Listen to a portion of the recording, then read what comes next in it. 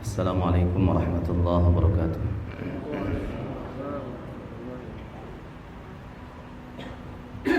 Bismillahirrahmanirrahim. Innal hamdalillah nahmaduhu wa nasta'inuhu wa nastaghfiruh wa na'udzu billahi min shururi anfusina wa min sayyiati a'malina. Man yahdihillahu fala mudilla lahu wa man yudlil fala hadiya lahu. Wa asyhadu an la ilaha illallah wahdahu la syarika lahu wa asyhadu anna Muhammadan abduhu wa rasuluh sallallahu alaihi wa ala alihi wa sahbihi wa sallama tasliman katsira wa ba'd. Fa inna asdaqal hadithi kitabullah wa khairal huda huda Muhammadin sallallahu alaihi wasallam wa syarral umuri muhdatsatuha wa kullu muhdatsatin bid'ah wa kullu bid'atin dhalalah wa kullu dhalalatin finnar. Ikhwani fi din, ma'asyiral muslimin wal muslimat rahimani wa rahimakumullah. Alhamdulillah, segala puji dan syukur kehadirat Allah Subhanahu wa taala atas segala limpahan nikmat dan karunia Allah Subhanahu wa taala. Pada kesempatan ini kita bisa kembali dipertemukan oleh Allah Subhanahu wa taala di majlis ilmu, majlis yang insyaallah diberkahi oleh Allah Subhanahu wa taala, majlis yang dinaungi oleh para malaikat, majlis yang disebut-sebut oleh Allah Subhanahu wa taala kepada para malaikat yang ada di atas langit. Dan sungguhnya orang-orang yang paling mulia, orang-orang yang paling mulia adalah orang-orang yang belajar agama. Sehingga Nabi katakan, khairukum man ta'allama al-Qur'an wa 'allamah. Orang yang paling baik di antara kalian adalah orang yang belajar Al-Quran, orang yang mempelajari Al-Quran, wa 'allamah, dan mengajarkannya. Dan juga maknanya adalah orang yang belajar ilmu kemudian mengajarkannya. Naam. Maka ikhwani fillah, pada kesempatan ini kita lanjutkan yaitu pembahasan kita dari kitab Bulughul Maram yang ditulis oleh Imam Ibnu Hajar Al-Asqalani Asy-Syafi'i rahimahullahu taala. Hadis yang keberapa ini sekarang, Pak? Ya. Enggak, hadis yang ke berapa? 1480 ya, yang punya Bulughul Maram atau Kitabul Jami', Kitabul Adab ya, 1480. Nah, yang berikutnya dari sahabat Abu Hurairah radhiyallahu anhu, dia berkata, qala Rasulullah sallallahu alaihi wasallam, bahwa Nabi sallallahu alaihi wasallam bersabda, liyusallimas saghiru 'alal kabiri wal marru 'alal qa'idi wal qalilu 'alal katsiri, muttafaqun alaih.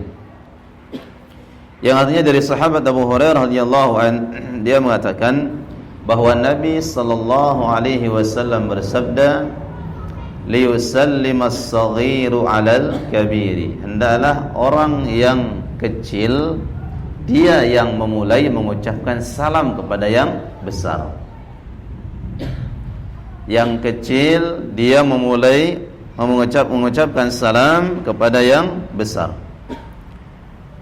Wal maru 'alal qa'idi, kemudian orang yang berjalan dia yang mengucapkan salam kepada orang yang duduk. Wal qalilu 'alal katsiri, dan orang yang sedikit ya, jamaah yang sedikit dia yang memulai mengucapkan salam kepada yang banyak. Hadis ini sahih riwayat Imam Bukhari dan Imam Muslim. Nah, yang pertama sahabat Abu Hurairah radhiyallahu taala an, kita sebutkan namanya siapa kemarin? Abdur Rahman. Nama sahabat Abu Hurairah namanya Abdur Rahman. Nama aslinya Abdur Rahman ibn Sakhr, bukan Syah ya. Abdur Rahman bin Sakhr, Sakhr Ad-Dawsi. Naam. Abdurrahman bin Sakhr Ad-Dawsi atau Abu Hurairah radhiyallahu taala an, dia doanya mustajab. Doanya dikabulkan oleh Allah Subhanahu wa taala. Dia mustajabud doa. Dia suatu hari berdoa kepada Allah Subhanahu wa taala.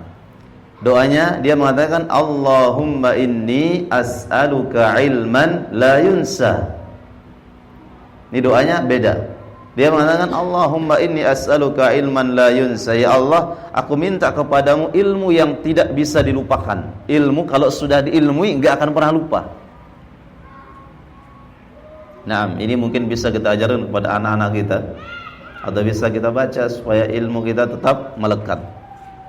Dia berdoa Allahumma inni as'aluka ilman la yunsa. Ya Allah, aku meminta kepadamu ilmu yang tidak bisa dilupakan. Kemudian Nabi SAW mengaminkan doanya. Nabi SAW mengaminkan. Sehingga sahabat Abu Hurairah radhiyallahu ta'ala ilmunya sangat banyak, sangat luar biasa. Bahkan salah seorang sahabat yang paling banyak meriwayatkan hadis Rasulullah SAW. Di antara asbabnya, di antara sebab doanya mustajab, sahabat Abu Hurairah radhiyallahu ta'ala, di antara sebab doanya mustajab yaitu karena dia sangat berbakti kepada orang tuanya. Tatkala dia masuk Islam, ma'asyiral muslimin rahimakumullah, dia masuk Islam berbaiat kepada Nabi sallallahu alaihi wasallam, dia datang kepada Nabi sallallahu alaihi wasallam, "Ya Rasul," dan dia menangis. Dia menangis. Kemudian Nabi bertanya, "Apa yang menjadikan kau menangis, Abu Hurairah?" Abu Hurairah mengatakan, "Sungguh aku menangis karena orang tuaku, ibuku belum Islam, ya Rasulullah. Aku ingin supaya orang tuaku itu Islam, supaya orang tuaku masuk Islam." Sehingga Nabi sallallahu alaihi wasallam sama mendoakan. Akhirnya orang tuanya masuk Islam. Dan setiap Abu Hurairah radhiyallahu ta'ala, dan dia sangat berbakti kepada orang tuanya, berbakti kepada orang tuanya. Kemudian dalam usia tua orang tuanya Abu Hurairah radhiyallahu ta'ala, dia senantiasa membantu. Kemudian sangat bagikan budak bagi orang tuanya. Ya. Sehingga orang tuanya mengatakan, "Engkau sangat berbuat baik kepadaku, wahai anakku, putraku Abu Hurairah." Maka Abu Hurairah mengatakan, "Wahai orang tuaku, ibuku, karena sungguh dulu waktu kecil engkau telah mengasuhku, merawatku." Subhanallah. Ternyata sahabat Abu Hurairah radhiyallahu ta'ala dia sangat mustajab doanya. Di antara sebabnya karena dia bakti kepada orang tuanya. Masya Allah. Sehingga bagi antum, bagi kita yang masih ada orang tua, kita senantiasa minta kepada mereka, "Bu, Pak, doakan saya." Kita kadang lebih mudah meminta doa kepada orang lain. Ketemu sama ustaz, ketemu sama saudara kita, ya, minta doanya ya supaya usaha saya lancar. Minta doanya ya supaya urusan saya dipermudah. Ketemu sama ibunya enggak pernah minta. Doa ibu ini mustajab. Naam. Ikhwani fi nazakumullah.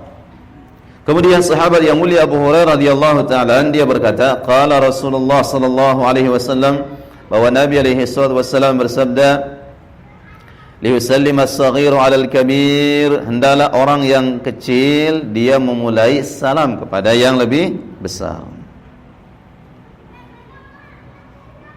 Kata Syekh Muhammad bin Shalih Al-Utsaimin rahimahullahu taala, zahirul hadits sinnan. Dari zahir hadis ini, tampaknya hadis ini menjelaskan kepada kita orang yang kecil umurnya, usianya. Orang yang kecil usianya dia mengucapkan salam kepada orang yang lebih tua usianya. Namun kata beliau rahimahullahu taala, wa yajuzu an yakuna qadran wa idza kana ahaduhuma saghiran sinnan wa qadran fal amru wadih, lakin idza kana saghira sinnan kabiran qadran aw bil aqs faman alladhi yusallim. Kita lihat di sini kata beliau rahimahullahu taala, ya, juga maksudnya adalah orang yang lebih rendah derajatnya dia mengucapkan salam kepada orang yang lebih tua. Lebih tua derajatnya maksudnya. Ya, misalkan kita baik dalam urusan dunia dan akhirat. Misalkan dalam urusan dunia, karyawan mengucapkan salam kepada majikan. Dalam urusan agama, seorang kita yang belajar mengucapkan salam kepada syekh kita, kepada guru kita. Walaupun misalkan dia syekh ini kita sudah umur 60 tahun, dia syekh ini masih 40-50 tahun, maka kita mengucapkan salam kepada dia. Nah, ini afdalnya. Kemudian kata Nabi alaihi salatu wassalam, wal maru 'alal qa'id, yaitu orang yang berjalan dia mengucapkan salam kepada orang yang duduk.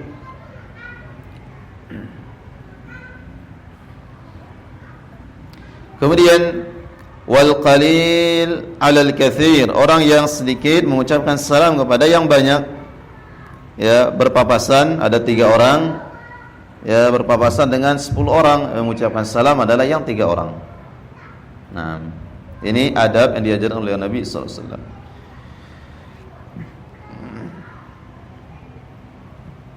Kemudian wa min fawaidil hadis, kata Syekh Muhammad bin Shalih Al-Utsaimin rahimahullahu taala, di antara faedah hadis ini mura'atul manazili war rutab. Islam ternyata melihat posisi, Pak. Islam melihat kedudukan. Ternyata di dalam Islam mengajarkan kita menghormati orang yang lebih senior dari kita, orang yang lebih tua usia, atau orang yang lebih tua jabatan, atau orang yang lebih tinggi derajatnya dari kita. Islam mengajarkan demikian. Misalkan begini, ya, di majelis atau di tamu undangan, para tamu undangan datang misalkan kita ada undangan walimah, kita undang masyarakat, kita undang teman-teman, kemudian hadir misalkan lurah, hadir misalkan RT, hadir misalkan semuanya. Maka di sini tentunya mungkin yang paling tua di situ tokoh masyarakat. Siapa dia? Lurah mungkin.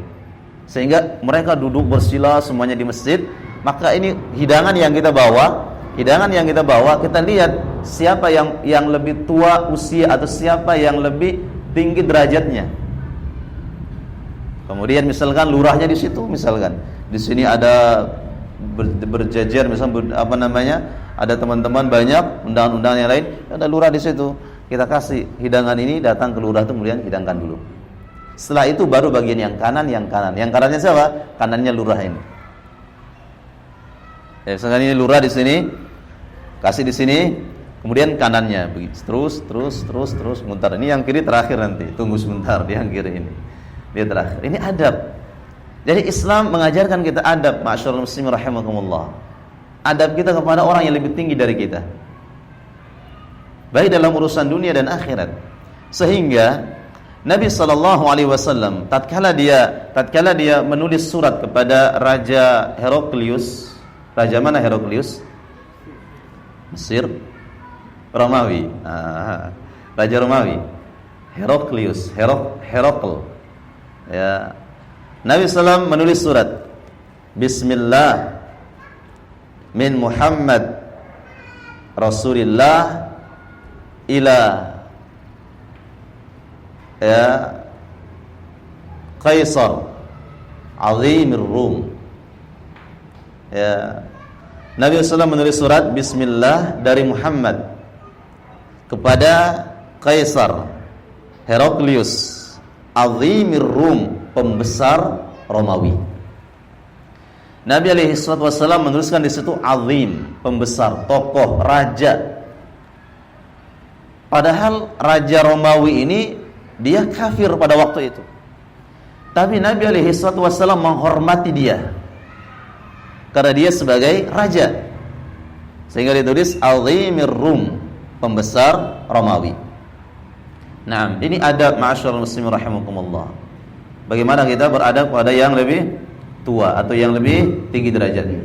Suatu ketika diriwayatkan, terdapat dalam Riyadhus Shalihin, bab tentang adab dari Aisyah radhiyallahu taala anha, disebutkan marra rajulun, ada seorang lewat ya di rumah Aisyah radhiyallahu anha. Ini Nabi sallallahu alaihi wasallam sudah meninggal. Nabi sudah meninggal ya. Ada seorang lewat di rumah Aisyah radhiyallahu anha, miskin. Orang ini orang miskin sekali, orang rendah dan dia miskin, fakir. Kemudian Aisyah panggil orang ini, ya, fa'atadhu kisratan. Kemudian diambilkan dia di dalam rumah sepotong roti. Kemudian dikasih orang miskin ini. Kemudian orang miskin ini pergi. Kemudian beberapa lama lagi, ya, kata Abdurrahman, ya, atau yang lainnya dari rawi hadis ini, dia melihat datang lagi seorang alaihi thiyabun wa hay'ah. Laki-laki ini datang, ya, menemui Aisyah radhiyallahu anha ummul mukminin. Laki-laki ini menggunakan pakaian yang rapi. Dia menggunakan pakaian yang rapi, wa hay'ah, dan dia orang yang tinggi jabatannya. Artinya orang yang penting, orang terhormat. Kemudian Aisyah radhiyallahu anha, kata rawi hadis, Aisyah mempersilahkan dia masuk. Tentunya ada mahramnya ya. Dan Aisyah adalah ummul mukminin, bagikan ibu bagi semua orang beriman. Kemudian disuruh masuk orang ini. Kemudian dia dijamu, dihidangkan makanan yang bagus, hidangan yang bagus oleh Aisyah radhiyallahu anha. Setelah itu orang ini bertanya kepada Aisyah, karena para sahabat zaman dulu kalau ada masalah mereka bertanya kepada Aisyah radhiyallahu anha. Kemudian orang ini dihidangkan makanan yang yang bagus dan seterusnya, baru orang ini keluar dan pulang. Ditanya Aisyah radhiyallahu anha oleh rawi hadis ini, oleh seorang sahabat. Dia mengatakan, "Marra rajulun miskin." Tadi ada seorang miskin, dia lewat, kemudian engkau berikan dia sepotong roti, wahai ummul mukminin. Kemudian yang ini engkau bedakan antara orang yang tadi dengan yang ini. Ada apa? Maka Aisyah radhiyallahu anha mengatakan, "Sami'tu an-nabiyya sallallahu alaihi wasallam yaqul," karena sungguh aku mendengar Nabi sallallahu alaihi wasallam bersabda, "Anzilun nasa manazilahum." Posisikanlah orang sesuai dengan derajatnya. Nabi katakan, terdapat dalam Riyadhus Shalihin, posisikanlah seseorang sesuai dengan kedudukannya. Nah, ma'asyarul muslimin rahimakumullah. Jadi kalau lihat orang ini ada posisi baik dalam urusan dunia maupun akhirat, enggak apa-apa kita menghormati dia, melebihi dari yang lainnya. Wallahu taala a'lam. Naam. Kata Syekh rahimahullahu taala, mura'atul manazil war rutab liqaulihi, Islam melihat bagaimana posisi dan kedudukan seorang. Sebagaimana sabda Nabi alaihi wasallam, yusallimu as-saghiru 'alal kabir. Hendaklah orang yang kecil mengucapkan salam kepada yang lebih besar. Tapi bukan berarti Pak kita melecehkan orang yang kecil, yang rendah. Orang yang terhormat dia hormati, Masya Allah. Orang yang rendah dia lecehkan, dia hina, enggak boleh. Sama dalam undangan misalkan. Ya, di dalam undangan ada undangan akikah, undangan walimah. Ini yang sunnah. Tasyakuran misalkan habis pulang haji atau umrah, atau bangun rumah, atau buka usaha, tasyakuran. Yang diundang dia pilih-pilih orang-orang kaya. Ya, orang-orang kaya yang hadir di rumahnya, di undangannya. Maka kata Nabi alaihi wasallam, undangan seperti ini, makanan di sinilah makanan yang paling buruk. Kata Nabi alaihi wasallam dari sahabat Abu Hurairah, terdapat dalam Riyadhus Shalihin, syarrut ta'amul walimah. Makanan yang paling buruk adalah makanan pesta. Pesta orang siapa? Orang yang mana? Orang yang bagaimana? Yud'a ilaiha al-aghniya wa yutrakul fuqara. Yang diundang hanya orang-orang kaya, sementara orang-orang miskin yang butuh makan minum yang enak dia tinggalkan. Nah, ini makanan yang paling buruk kata Nabi sallallahu alaihi wasallam. Nah,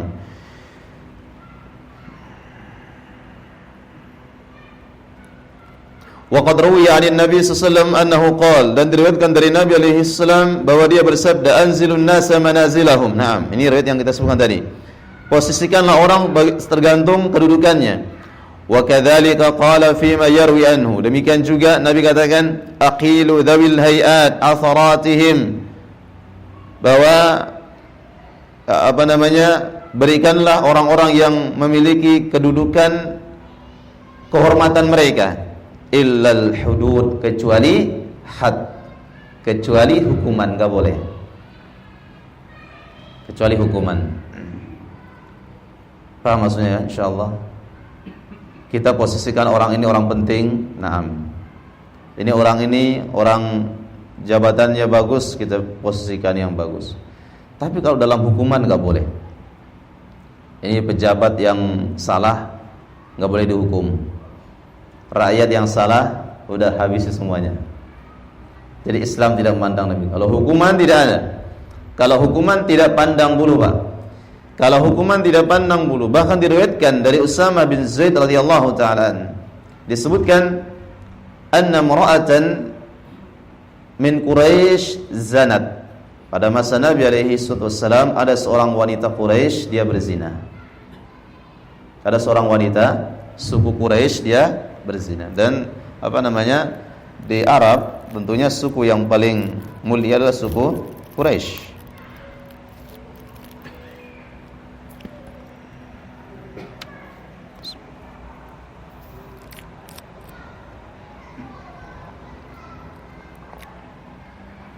Orang ini berzina, wanita ini berzina. Dikatakan oleh Usama bin Zaid, "Anna Quraisyan ahammadhum sya'nal mar'atil makhzumiyah allati saraqat." Orang-orang Quraisy mereka merasa malu karena ada wanita dari Bani Makhzum, dari suku Quraisy yang berzina. Sehingga mereka mengatakan, "Man yukallimu fiha Rasulullah SAW?" Siapa yang berani berbicara kepada Nabi alaihi wasallam? Siapa yang berani berbicara kepada Nabi supaya wanita ini dimaafkan, dirahasiakan? Ya, supaya dirahasiakan kesalahannya. Maka orang-orang mengatakan, "Man yajtari'u alaihi illa Usama bin Zaid." Kayaknya enggak ada yang berani nih. Kayaknya enggak ada yang berani yang ngomong kepada Nabi kecuali siapa? Usama bin Zaid. Karena Usama bin Zaid sangat dicintai oleh Nabi sallallahu alaihi wasallam. Usama bin Zaid siapa? Putranya Zaid ibn Harithah. Zaid ibn Harithah ini adalah warisan yang ditinggalkan oleh Khadijah, budak yang dimerdekakan. Khadijah meninggal, dia memiliki budak yaitu Zaid ibn Harithah. Zaid ibn Harithah dimerdekakan. Kemudian menikah dan lahirlah Usamah bin Zaid. Maka dikatakan hibbi Rasulullah. Dia adalah orang yang sangat dicintai oleh Nabi sallallahu alaihi wasallam. Maka orang-orang Quraisy mengatakan, siapa yang berani? Enggak ada yang berani kecuali Usamah bin Zaid. Maka Usamah bin Zaid datang kepada Nabi sallallahu alaihi wasallam dan dia mengatakan, "Ya Rasulullah, ya bagaimana seandainya engkau memaafkan perempuan ini ya Rasulullah? Tidak usah dihukum, tidak usah dirajam ya Rasulullah." Nabi sallallahu alaihi wasallam seketika marah. Kemudian naik mimbar dan berkhutbah. Nabi katakan, ya, "Inna mimma ahlaka man kana qablakum." Sesungguhnya yang membinasakan orang-orang sebelum kalian dari Bani Israel, yang menjadikan binasa orang-orang sebelum kalian dari Bani Israel, idza saraqa fihim asy-syarif tarakuhu. Kalau yang mencuri orang-orang mulia, kalau yang mencuri, yang melakukan kesalahan orang-orang terhormat, para pejabat, para atasan, tarakuhu, dibiarkan, enggak dihukum. Yang menjadikan binasa orang-orang Bani Israel sebelum kalian, kalau yang mencuri, kalau yang melanggar hukuman adalah orang-orang yang mulia, itu dibiarkan. Wa idza saraqa fihim ad-dha'if aqamu 'alaihi al-hadd. Dan kalau yang mencuri adalah orang-orang yang lemah, langsung ditindak, langsung dihukum. Kata Nabi sallallahu alaihi wasallam, "Wa aymullah, demi Allah, lau anna Fatimah binti Muhammadin saraqat." Seandainya pun anakku Fatimah yang mencuri, jangankan wanita Makhzumiyah ini, jangankan wanita Quraisy ini, seandainya putriku, anakku Fatimah yang aku cintai, dia mencuri, kata Nabi sallallahu alaihi wasallam, laqata'tu yadaha, sungguh akan potong tangannya. Siapapun juga, tidak ada. Taib. Jadi dalam masalah ini, dalam masalah hukuman tidak ada pandang bulu, baik yang mulia ataupun yang rendah. Naam, wallahu taala a'lam bissawab. Kemudian ini yang pertama, adab yang diajarkan oleh Nabi alaihi wassalam. Jadi, ikhwani bin Allah, kita lihat orang yang lebih tua, maka kita memulai salam kepadanya. Kita lihat orang yang lebih tinggi derajatnya, kita memulai salam. Namun seandainya ya kita salam kepada orang yang lebih rendah dari kita, maka ini afdal, ini lebih utama. Naam, wallahu taala alam bissawab. Kemudian yang berikutnya, salamul wahid 'alal jama'ati wal aqsu. Kita ambil hadis yang berikutnya dari kitab Bulughul Maram. Salamul wahid, orang yang sendirian, dia mengucapkan salam kepada orang yang banyak atau yang sebaliknya.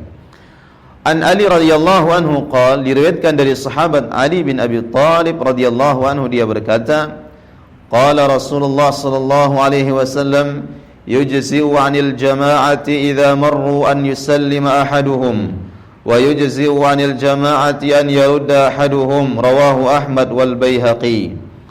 dari sahabat Ali bin Abi Thalib radhiyallahu taala an. Sahabat Ali bin Abi Thalib. Siapa Ali? Sepupunya Rasulullah sallallahu alaihi wasallam. Ali bin Abi Thalib salah seorang yang pertama kali masuk Islam dari kalangan anak-anak. Dia pada umur kurang lebih 10 tahun Nabi sudah menjadi Rasul. Berarti Nabi sudah 40 tahun. Dia masih umur 10 tahun. Ali bin Abi Thalib radhiyallahu anhu. Dan dia pertama kali masuk Islam dari kalangan anak-anak. Sahabat Ali bin Abi Thalib radhiyallahu ta'ala an, dia adalah sepupu Nabi. Ayahnya adalah Abu Thalib yang membela Rasulullah SAW. Nah, kemudian sahabat Ali bin Abi Thalib banyak memiliki keutamaan. Banyak memiliki keutamaan. Di antaranya adalah beliau disebutkan ahadul mubasysyirin bil jannah, seorang yang dikabarkan masuk surga oleh Nabi SAW. Ali bin Abi Thalib radhiyallahu ta'ala an, dia dikatakan oleh Nabi alaihi salam, innama anta, sesungguhnya posisimu di sisiku, kata Nabi sallam, bimanzilati Harun ala Musa, bagaikan posisinya Harun dengan Nabi Musa alaihissalam. Artinya apa? Nabi Harun dengan Nabi Musa ini bersaudara. Artinya engkau wahai Ali bagaikan saudaraku. Derajatmu itu bagaikan Harun bersama Musa. Nabi Musa mulia, Nabi Harun juga mulia. Illa annahu la nabiyya ba'di, hanya saja tidak ada nabi setelahku, kata Nabi SAW. Sehingga di sini banyak sebagian orang-orang yang berlebihan kepada Ali bin Abi Thalib menjadikan riwayat ini sebagai dalil untuk melebih-lebihkan Ali bin Abi Thalib radhiyallahu anhu. Sampai di antara mereka mengatakan Ali sebagai nabi. Ini sebagai dalil orang-orang Syiah Ar-Rafidhah mengatakan bahwa Abu Bakar, Umar, Uthman dia merebut kekhilafahan yang harusnya Ali bin Abi Thalib mengambilnya. Ya, dengan dalil ini. Benar enggak? Tidak. Nabi hanya menyebutkan kedudukan, tapi tidak menyebutkan yang berhak menjadi pemimpin setelahnya. Tentunya adalah Abu Bakar, kemudian Umar, kemudian Uthman radhiyallahu anhum ajma'in. Ikhwani fi hazakumullah, sahabat Ali bin Abi Thalib radhiyallahu ta'ala an, ya, beliau memiliki banyak keutamaan. Beliau adalah orang yang kuat. Beliau memiliki banyak istri. Di antara istri pertamanya siapa? Fatimah. Setelah meninggal Fatimah 20 kali menikah. Berapa? 20 kali, Pak. Berarti 20 istri, 20 perempuan, iya, tapi dia menggabungkan cuma 4. Nikah karena juga cerai. Nikah karena juga cerai.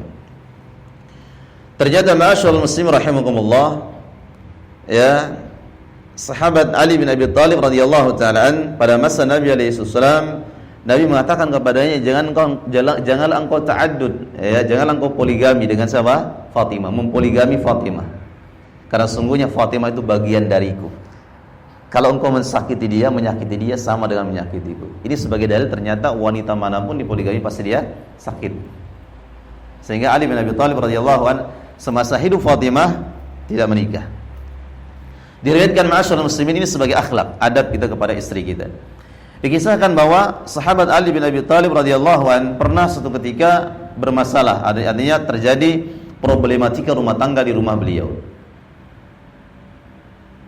Sehingga cekcok antara Ali dengan Fatimah. Fatimah dikatakan oleh Nabi sallallahu alaihi wasallam sayyidatu nisa'i ahlil jannah. Fatimah adalah pemimpin, ratu, menjadi ratu bagi semua wanita yang ada di surga. Ya, Fatimah radhiyallahu anha. Terjadi masalah di rumah tangga mereka. Terjadi masalah sehingga terjadi pertengkaran. Ma'asyiral muslimin rahimakumullah, terjadi pertengkaran masalah, dan akhirnya Ali bin Abi Thalib enggak kuat. Enggak kuat Ali, enggak tahan, akhirnya Ali radhiyallahu anhu mengalah dan dia keluar. Padahal dikatakan oleh para ulama, seandainya Ali berhadapan dengan 10 laki-laki, mungkin satu pun gak ada yang lolos laki-laki ini, habis dibantai. Tapi giliran Ali bin Abi Thalib bertemu dengan satu wanita, dia yang kalah. Artinya apa? Seorang yang baik, suami yang baik, dia banyak mengalah, Pak. Kita banyak mengalah kepada istri kita. Kalau seandainya dengan kita mau menang, akan terjadi kerusakan dalam rumah tangga kita. Akhirnya Ali radhiyallahu mengalah dan dia keluar dari rumah, kemudian datang ke masjid Rasulullah SAW. Sampai di masjid dia tertidur. Dia tidur menggunakan selendangnya dia taruh, kemudian tidur di atas tanah masjid Rasulullah SAW. Ini pelajaran juga, kalau terjadi masalah dalam rumah tangga kita, di rumah segera keluar, jangan diam. Terjadi masalah, udah duduk aja sudah, nggak mau ngalah. Ya, akhirnya duduk, istri juga berdiri, nggak mau ngalah, terjadilah masalah yang lebih besar lagi. Ma'asyiral muslimin rahimakumullah. Kemudian Ali bin Abi Thalib radhiyallahu keluar, sampai di masjid dia tidur, dia lepaskan selendangnya dan dia tidur. Tertidur di masjid. Kemudian Nabi alaihi salam datang ke rumah Fatimah mencari Ali. Aina Ali? Kaget Fatimah. Tadi sudah udah ada pertengkaran tadi rumah. Akhirnya Fatimah kemudian mengatakan, dia keluar ya Rasulullah. Dia keluar ya abata. Wahai ayahku, dia keluar. Kemudian suruh cari Ali bin Abi Thalib, cari Ali bin Abi Thalib. Kemudian ditemukan dia di masjid. Ya Rasulullah, dia di masjid, ya Rasul, dia tidur. Kemudian Nabi sallam datang melihat sahabat Ali bin Abi Thalib radhiyallahu tertidur di masjid. Kemudian menggunakan selendang, tidak beralaskan sesuatu, dan tanah menerpa tubuhnya Ali bin Abi Thalib. Nabi membangunkan dia dengan mengatakan, "Qum ya Aba Turab." Bangun wahai orang yang terkena debu, bangun. Wahai orang yang terkena tanah. Ya, bangun. Maka dijuluki Abu Turab. Abu artinya ayah, bapak, Turab artinya tanah. Pak tanah, bangun. Ya, nah. Jadi sahabat Ali bin Abi Thalib radhiyallahu taala beliau adalah salah seorang sahabat yang mulia dari sahabat Rasulullah. Beliau adalah yaitu sepupu Nabi sekaligus menantu Rasulullah sallallahu alaihi wasallam. Dia mengatakan, an Ali bin Abi Thalib radhiyallahu anhu qala Rasulullah sallallahu alaihi wasallam, bahwa Nabi alaihi wasallam bersabda, yujzi'u 'anil jama'ati idza marru an yusallima ahaduhum. Dibolehkan bagi jamaah, dibolehkan bagi sekelompok jamaah, idza marru, kalau mereka sedang lewat. Misalkan kita 10 orang Pak ya, kita lewat, kemudian kita berpapasan dengan banyak orang juga. Nah, kita berpapasan dengan orang yang lagi duduk. Kita 10 orang atau 5 orang berjalan, kita berpapasan dengan orang yang lagi duduk-duduk. Kata Nabi alaihissalam, boleh bagi orang yang lewat ini, yang jamaah yang lewat ini, ya, an yusallima ahaduhum, cukup satu orang yang mengucapkan salam. Kalau mereka banyak, kemudian lewat, mereka berpapasan, ya, cukup satu orang yang mengucapkan salam, cukup perwakilan. Wa yujzi'u 'alal jama'ati an yarudda ahaduhum, dan boleh bagi jamaah yang duduk ini, yang banyak ini, yang ramai ini, tatkala mereka disalami, yang menjawab cukup perwakilan satu orang. Misalkan di sini ada orang masuk, satu orang, kemudian salam kepada kita semua, assalamualaikum. Walaupun tidak semuanya menjawab, boleh. Cukup misalkan saya menjawab, waalaikumsalam, dia langsung duduk. Nah, ini adab yang diajarkan oleh Nabi sallallahu alaihi wasallam. Rawahu Ahmad wal Baihaqi.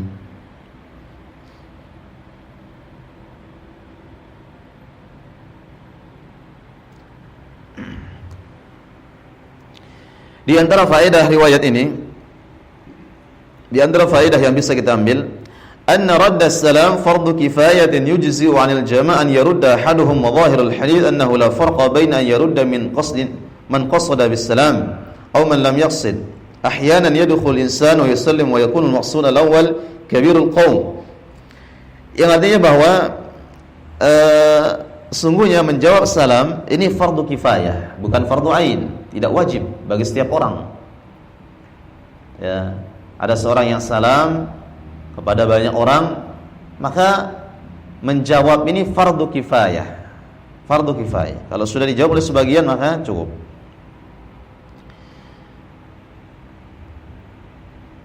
Wa dhahirul hadits annahu la farqa baina an yarudda man qasada bis salam aw man lam yaqsid. Ya, seandainya pun orang yang menjawab salam ini sebenarnya bukan dia yang ditujukan. Ada orang masuk, dia tujuannya salam kepada orang di pojok sana misalkan. Tapi orang di pojok sini yang jawab, boleh. Nah. Taib. Ini yang bisa kita ambil faedahnya kata Syekh Muhammad bin Shalih Al-Utsaimin bahwa menjawab salam ini adalah fardu kifayah. Kemudian ma'asyiral muslimin rahimakumullah, riwayat yang ketiga yang bisa kita ambil. Hammam itu di belakang, iya di belakang. Nah. Masuk terus di belakang. Kita lanjut. Hadis yang ketiga yang bisa kita ambil pada kesempatan ini. An Abi Hurairah radhiyallahu anhu qala Rasulullah sallallahu alaihi wasallam la tabda'ul yahuda wan nasara bis salam wa idza laqitumuhum fi tariqin fadarruhum ila adyaqihi akhrajahu Muslim. Dari sahabat Abu Hurairah radhiyallahu anhu dia berkata, telah bersabda Rasulullah sallallahu alaihi wasallam, la tabda'ul yahuda wan nasara bis salam. Janganlah kalian memulai mengucapkan salam kepada Yahudi dan Nasrani. Tidak boleh memulai mengucapkan salam kepada orang Yahudi, orang Nasrani, atau orang non-muslim yang lainnya. Tidak boleh. Kata Nabi SAW, wa idza laqitumuhum, kalau kalian bertemu dengan mereka fi tariqin, di sebuah jalan, fattarruhum ila adyaqihi, maka sempitkan jalan mereka. Adanya sahih riwayat Imam Muslim. Kalau ketemu di jalan, sempitkan jalan mereka. Di situ ada mobilnya orang non muslim, udah diserempet aja, begitu kan maksudnya? Ya. Nah, kita sekarang lihat penjelasannya. Sehingga dengan dalil ini Pak, banyak orang ngebom. Ya. Udah kan di sini ketemu di jalan, udah sempitkan aja sudah, biar masuk mereka jatuh enggak apa-apa. Ya, orang Yahudi Nasrani. Baik, kita lihat sekarang bagaimana penjelasan hadis ini. Yang pertama, annahu yanbaghi lil insan an yakuna azizan bidinihi. Hendaklah seorang muslim, dia, dari riwayat ini kita bisa ambil faedah kata Syekh Muhammad bin Shalih Al-Utsaimin, dia senantiasa merasa berbangga dengan keislamannya, Pak. Kita bangga dengan keislaman kita. Kadang-kadang kita malu ya. Kita malu enggak enak kalau perihal jenggot nanti dikira apa gitu. Enggak enak kalau kita pakaiannya pakai baju muslim ke pasar. Enggak enak, enggak malu lah kalau pakai kopiah begini masuk mall. Ya. Kalau pakai baju seperti ini datang ke Pantai Manggar. Sudah lepaskan ini, pakai baju yang ketat. Ya, baik anak istri disuruh semua, enggak enak kalau pakai jilbab ini. Agak risih rasanya, malu dan sebagainya. Subhanallah. Tidak, kita harus aziz, izzah, merasa berbangga. Kenapa orang-orang non-muslim, orang-orang kafir, mereka bangga dengan pakaian-pakaian mereka? Ya, bangga dengan gaya-gaya mereka yang mereka jelas di atas kesalahan, dan kita malu, minder padahal kita benar menjalankan Islam. Misalkan ma'asyiral muslimin rahimakumullah. Tidak. Wa ani bidzalika al-muslim yakunu azizan fala yudhilla li ahadin li anna ad-din al-islami huwa dinullah alladhi tu'bad min jami'in nas. Faman khalafahu faqad khalafa murad Allah azza wa jalla syar'an. Tidak boleh merasa minder, merasa hina dengan Islam ini. Tidak boleh. Kemudian yang kedua di antara faedah riwayat ini, an-nahyu an badatil yahudi wan nasara bis salam. Tidak boleh memulai salam kepada orang-orang non-muslim, orang Yahudi, orang Nasrani. Kita lihat di situ mereka jelas non-muslim, jelas Nasrani, ucapkan salam enggak boleh. Ya, ucapan salam enggak boleh, assalamualaikum enggak boleh. Tapi seandainya Pak, mereka ada di situ non-muslim ya, tapi ada Islam juga, misalkan di kantor Di kantor dicampur, ada muslim, ada non muslim. Kemudian kita masuk. Kemudian kita assalamualaikum kepada semuanya, boleh nggak? Boleh. Karena di situ ada orang muslim. Nah, kemudian di antara faedah riwayat ini, ya, bagaimana seandainya ada orang non muslim yang mengucapkan salam kepada kita? Ya, banyak orang-orang muslim dia fasih, masya Allah salamnya. Assalamualaikum. Tentunya apa? Cina, non muslim. Teman bisnis, teman sekantor misalkan, dia apa? Non muslim. Assalamualaikum. Gimana jawabnya? Apakah dijawab atau diam aja? Assalamualaikum. Ya, kata para ulama, sebagian mengatakan boleh dijawab. Sebagian mengatakan jawabannya waalaikumsalam. Assalamualaikum. Kita jawab waalaikumsalam, atau kita menjawab waalaikum, cukup waalaikum. Yang mana assalamualaikum, kita jawab waalaikum. Sebagian para ulama kalau dia mengucapkan salam, assalamualaikum Pak, kita bilang apa? Waalaikum, tanpa meneruskan waalaikumsalam. Ini satu pendapat mengatakan cukup sampai waalaikum. Kemudian pendapat yang kedua mengatakan boleh tidak menjawab. Assalamualaikum, ya gimana kabarnya Pak? Nah, langsung aja sudah, nggak usah dijawab. Ya, assalamualaikum Pak, iya sudah, gimana kabarnya? Nah, tapi assalamualaikum, iya selamat pagi Pak. Nah, jangan. Kita langsung bilang selamat pagi, selamat malam. Cukup aja langsung sapa, langsung ditegur. Nah, jadi ma'asyiral muslimin rahimakumullah, kalau kita diucapkan salam ya oleh orang Yahud atau Nasrani non muslim, maka kita mengucapkan waalaikum boleh. Kata sebagian para ulama, assalamualaikum cukup waalaikum, atau tidak jawab. Nah, wallahu taala. Kemudian apa maksudnya? Nabi SAW memerintahkan kalau kita bertemu dengan orang Yahudi, Nasrani di jalan atau sebagainya, kita sempitkan. Ini kapan? Tatkala Islam sudah jaya. Kita lihat di kota Madinah, Nabi SAW sebutkan ini Islam sudah besar, sehingga di akhir hayat Nabi SAW diwasiatkan bahwa orang-orang Yahudi tidak boleh lagi tinggal di kota Madinah, sehingga pada masa Umar tidak ada yang tinggal. Ya, disempitkan. Tatkala Islam sudah, negara Islam sudah kuat. Ya. Nah, adapun tatkala kita hidup, ya, misalkan di negara kita sekarang ini yang semua yang banyak agama, kemudian kita bertetangga dengan orang non muslim dan sebagainya, ya kita harus berbuat baik, Pak. Ya, harus berbuat baik sebatas kebaikan dengan tetangga. Tidak boleh kita main seterusnya, tidak. Bahkan Allah Subhanahu wa taala perintahkan kita berbuat baik. Allah Subhanahu wa taala berfirman dalam surah Al-Mumtahanah, la yanhaakumullah 'anil ladzina lam yuqatilukum fid din wa lam yukhrijukum min diyarikum an tabarruhum wa tuqsitu ilaihim innallaha yuhibbul muqsitin. Allah Subhanahu wa taala tidak melarang kalian berbuat baik kepada orang non muslim yang mereka tidak perangi kalian dan tidak mengusir kalian dari rumah kalian, dan kalian berbuat baik itu dicintai oleh Allah Subhanahu wa taala. Ya, walaupun mereka non muslim tidak boleh kita bersikap kasar, bersikap keras. Justru mungkin dengan akhlak kita dia bisa tertarik dengan Islam. Nah, wallahu taala alam bis-shawab. Demikian yang bisa kita ambil 3 hadis riwayat dari Nabi alaihi salam tentang adab. Allah taala alam. Nah, mungkin sebelum Isya ada pertanyaan.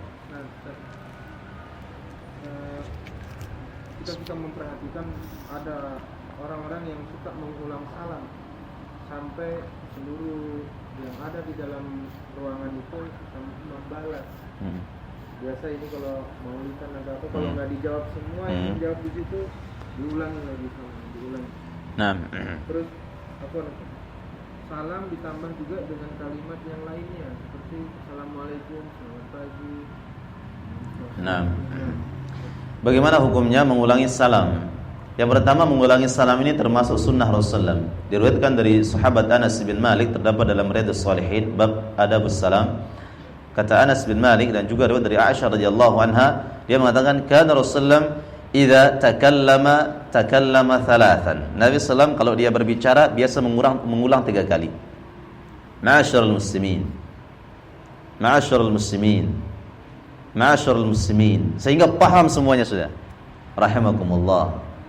Kana idza takallama thalathan. Nabi sallam kalau dia berbicara kadang mengulang 3 kali. Wa idza ata ala qaumin, kalau Nabi sallam datang ke suatu kaum, fasallama alaihim, sallama alaihim thalathan. Kemudian Nabi sallam kadang juga mengulang 3 kali. Nah, ini terdapat dalam Riyadhus Shalihin. Riyadhus Shalihin Imam Muslim. Dikatakan oleh Aisyah radhiyallahu anha dan juga Anas, kana Rasulullah idza takallama a'adaha thalathan. Nabi kalau berbicara biasa diulang 3 kali. Hatta tufhama anhu, sampai ucapan Nabi semua yang paham. Orang pintar, orang rendah, orang jahil paham ucapan Nabi. Enggak ada lagi yang butuh ditafsirkan, diterjemahkan, enggak ada. Paham. Saking Nabi berbicara dengan bahasa yang jelas dan pelan, kadang mengulangi. Wa idza ata ala qaumin, kalau dia datang ke sebuah tempat, fasallama alaihim, kemudian mengucapkan salam, sallama alaihim thalathan. Kadang Nabi mengulang 3 kali. Jadi boleh enggak? Boleh. Saya mengatakan di sini, assalamualaikum, waalaikumsalam, assalamualaikum, waalaikumsalam, assalamualaikum, waalaikumsalam. Boleh enggak? Boleh insyaallah. Dengan dalil yang tadi. Kemudian, bagaimana kalau mencampurkan salam dengan ucapan selamat atau yang lainnya? Yang pertama, kadang-kadang ada assalamualaikum. Ada di situ akhwat, ibu-ibu, waalaikum, assalamualaikum, waalaikunna. Kadang-kadang, apakah boleh? Sebenarnya cukup assalamualaikum. Kemudian bagaimana mencampurkan salam dengan ucapan selamat dan sebagainya? Maka tidak. Afdalnya tidak. Ya, kalau di situ ada non muslim, ya sudah, kita assalamualaikum. Kita punya izzah. Ya, cukup assalamualaikum warahmatullahi wabarakatuh. Nah, wallahu ta'ala alam. Demikian mungkin sudah masuk waktu Isya. Kita cukupkan. Sallallahu ala nabiyina Muhammad wa ala alihi washabbihi wasallam. Wa akhiru da'wana anil hamdulillahi rabbil alamin. Assalamualaikum warahmatullahi wabarakatuh.